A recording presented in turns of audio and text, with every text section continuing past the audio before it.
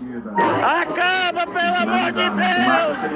Acaba, pelo amor de Deus! Acaba! E terminou! Na bravura, o Vasco segura o Sampaio Correia.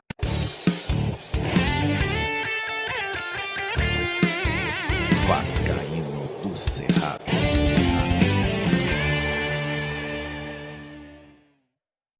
Bom, terminou agora a partida entre Vasco e Sampaio Correia. O Vasco vence por 1-0 jogando em casa. E eu fiz questão de botar alguns números na capa desse vídeo para a gente entender a complexidade do que o vascaíno está sofrendo ou vivendo com o futebol do Vasco, né? A gente conquista 3 pontos com uma vitória de 1-0 em cima do Sampaio Correia, gol relâmpago ali do Germancano e só, né? E a gente pratica um futebol de deixar o vascaíno enojado, mas um futebol que eu nunca vi o Vasco praticar. Os números são assustadores. A gente tem uma diferença, uma disparidade quando se fala em remuneração, em valores do grupo. Eu fiz um vídeo hoje mais cedo falando dos valores que saíram referentes às folhas salariais dos clubes que disputam a Série B, e o Vasco está no topo disparado dessa tabela, né? Com 4,7 milhões de reais de folha salarial. É óbvio que não é esse valor, é menos, é porque tem os encargos, né? O próprio ex-VP de Finanças que participou do vídeo deixou claro que você pode ter um abatimento ali, um desconto. E aí o valor de 4,7 milhões pode cair para 3, 3,5, enfim. Ainda que for 3 milhões de reais a folha salarial do Vasco, a gente encara um time que tem uma folha salarial de 480 mil reais. Gente, eu não tô ficando maluco, não. Aliás, eu não tô falando bobagem, não. A folha salarial do Sampaio Correia é de 480 mil reais. Se você tirar os encargos, vai cair para uns 400 mil, um pouco menos de 400 mil reais. 300 e alguma coisa. O Vasco 3 milhões, o Sampaio Correia 300 mil. É uma diferença abissal, mas dentro de campo, o que a gente vê é uma inversão de valores. O Sampaio Correia, embora tenha falhado naquele lance e que o Germancano teve a felicidade de fazer o gol, a competência, na verdade, que eu acho que é um dos poucos que são competentes nesse elenco, o Germancano, o Castan, que hoje jogou pra caramba, mesmo que muita gente critique a postura de líder, a postura dele fora de campo, e o déficit dele também dentro de campo. Hoje ele foi um guerreiro, hoje o Germancano, o Castan e o Vanderlei com defesas importantes também seguraram aí esse suado 1-0, né? Como você pôde ver aí na abertura, acabou, e o Vasco acabou, mas acabou no sufoco, tomando sufoco do time do Maranhão. 71% de posse de bola para o Sampaio Correia contra 29% de posse de bola do Vasco da Gama. Você entende a complexidade? Ter feito 3 pontos, a 4ª vitória jogando em casa, é maravilhoso, porque a gente precisa chegar nesse G4.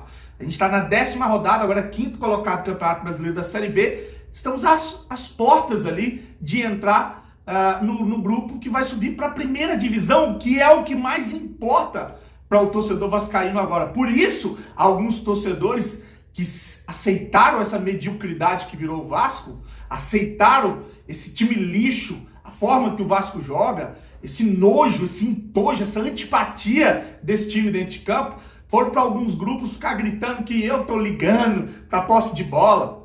Eu não tô nem aí que o time jogou ruim, o que importa é os 3 pontos, o que importa é subir para a 1ª divisão. Mas com esse futebol a gente vai passar muita dificuldade.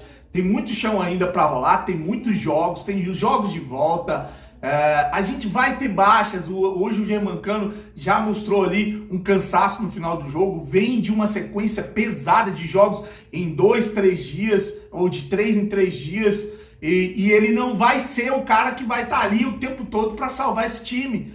A gente vai ter oscilação dos garotos da base, como a gente teve hoje. O MT foi muito ruim, o Figueiredo não entrou bem, o Galaza hoje também não foi legal, né? O Riquelme, que entrou no final, fez uma jogada espetacular, merecia aquele gol, né? O Léo Matos consegue ser um jogador regular, consegue defender, consegue dar suas assistências. Mais uma vez ele deu uma assistência para o gol do Germancano.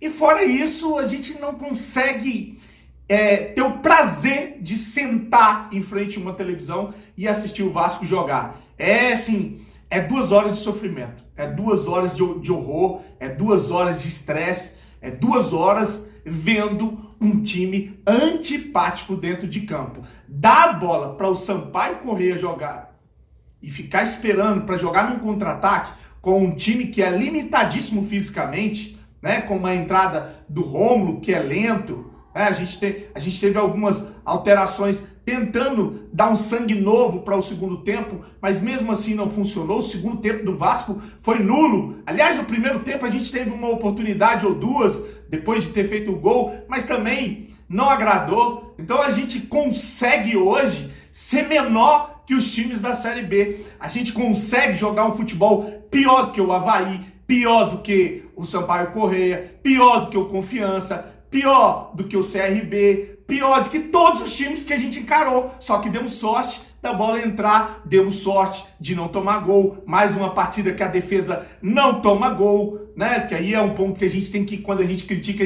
mas quando a gente tem que elogiar, a gente elogia. O time parou de tomar gols, embora tome um sufoco, o adversário ainda consegue criar muitas oportunidades, consegue chegar com muita facilidade dentro da área do Vasco, mas não tomou gol, né? Por isso que é complexo você fazer um vídeo para falar hoje desse Vasco. É a situação do copo meio cheio ou meio vazio.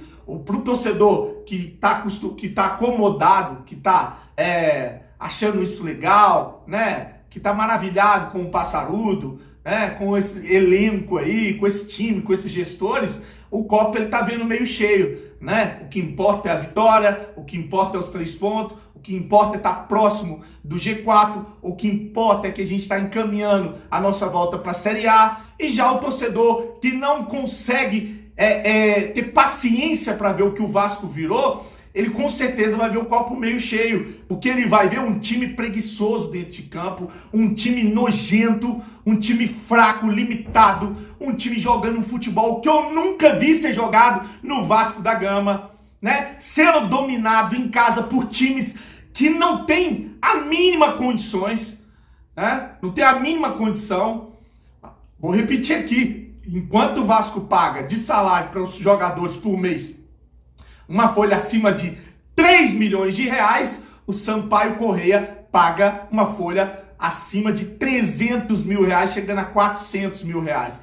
É uma diferença muito abissal, muito monstra, e isso dentro de campo tinha que pesar. Isso dentro de campo tinha que sobrepor, isso dentro de campo tinha que fazer a diferença, porque você tem jogadores que têm experiência, que jogaram no Santos, que jogaram no Grêmio, que disputaram títulos, disputaram campeonatos, jogadores que têm mais a responsabilidade de serem protagonistas dentro de campo.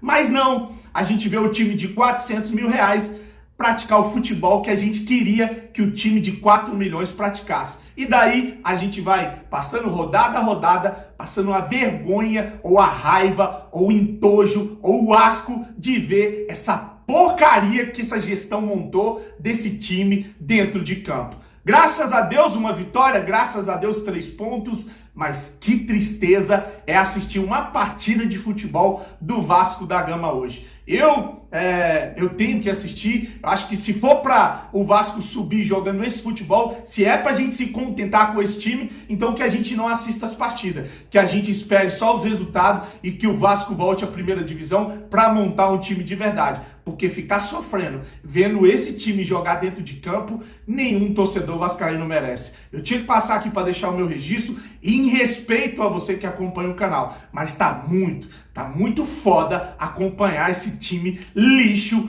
desses gestores safados e acompanhar o que virou o Vasco da Gama, um time medíocre ou abaixo da linha da mediocridade.